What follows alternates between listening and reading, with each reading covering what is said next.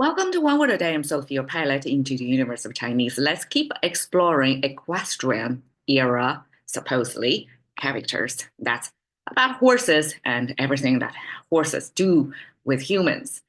Um, Rong is today's character.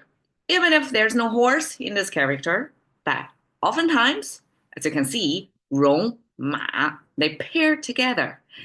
Um, Rong is the equipment or armor, or in ancient times, weaponries in general that humans put on ourselves to equip us to have a better chance to survive in a war situation.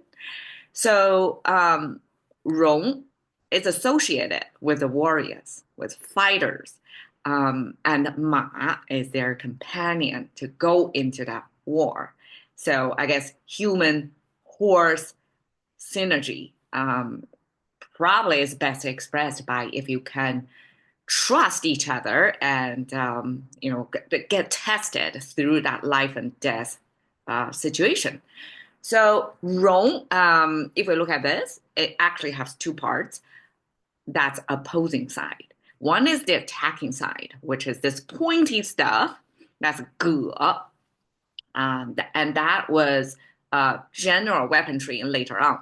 Because, okay, when humans try to say weapons, it's a general term. What kind of weapons? There's so many different kinds, right? So for Chinese, as a visual language, when we are categorically represent a group of things by one thing, just like bird or grass, all these are categorical concepts.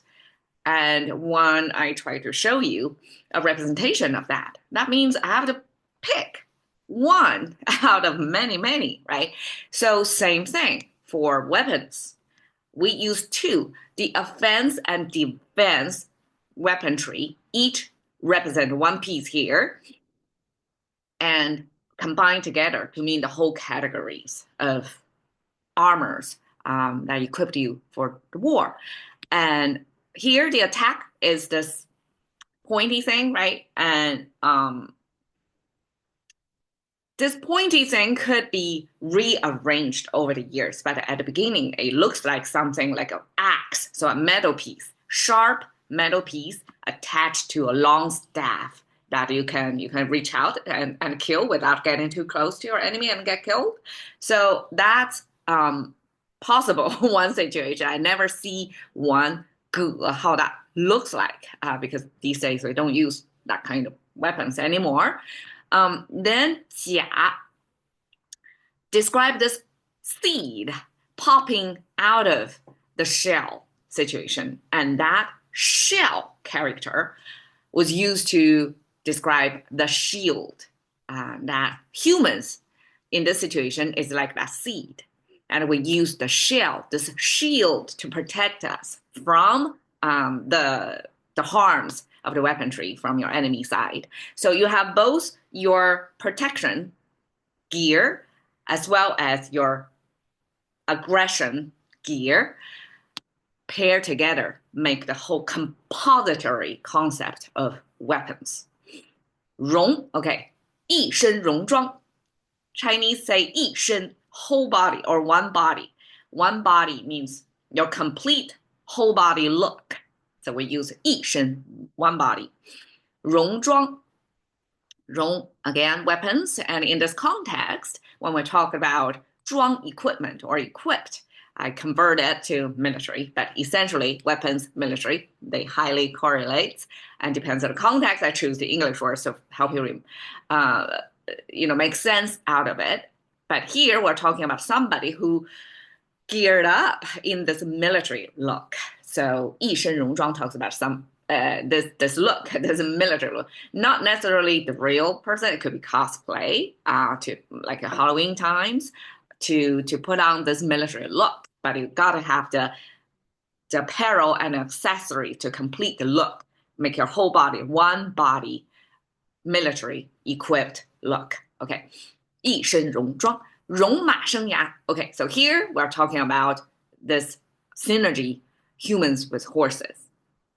戎, armor or weapons in general. Horse, right? 生涯 is a Chinese way to say somebody's career. And we create the career concept as your life shore. So shore means the border of water and land, right? That's the shore. And when we say life shore, means your life as if you are running water in nature. You have your own track, so to speak. And then that's your life running. And when it's shored, means it's banked, it's bordered. You are running in your lane, so to speak. You're running in your water channel, and that's your life's shore. And Chinese use that 生涯 to mean your life's components or what you do, like where you run your life in which channel. So that roughly equivalent to Korea concept. Okay, 投笔从容. So here we have two imageries. 笔 pen represent speaking, voicing, communication, and 容 armor represent military, fighting, action. So 投笔从戎 was, I guess, used probably 100 years ago when China, under lots of, I guess, colonial pressure, that world wars, right, from Japan or from all the way from British Navy hit the door or the gate open. So since then, it's like a forced open shore trade started. And that's when the whole millennials of this land-based empires who were so confident about their position in the world, they consider themselves the middle kingdom, like the center of the world, and everything else are fringe and marginal cultures or economy-wise. Like that dream was broken, was shattered when the the fire, the cannons from the naval British Navy attack the land of China. So during that, probably 100 years or half a century, many people educated, literally young men mostly, educated people, they feel futile to be the mouthpiece or voice, to write things, to think about things, to comment on things. They want to participate.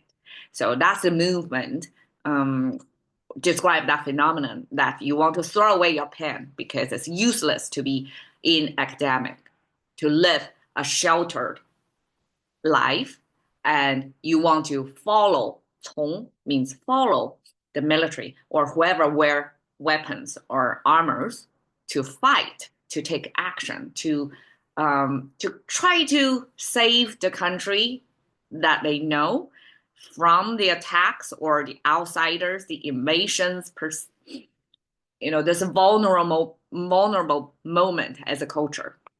So lots of young people at that time, 投笔从戎, became this warrior from literary man converted to warrior. All right. So 戎, I just want to show you an image of, Spartans, obviously cosplay, and these guys put on the full armor. So these are protections. These are regarded as the shields. And in contemporary Chinese, we just simplify that into this one line and this intersected with diagonal line. So that symbols the shield, the armor that you wear. And then this pointy part is this long spear. So you have both the offense and defense equipped onto the same person. So that's a good illustration of what 戎 to Chinese concept is about. Thank you for your time. See you next time.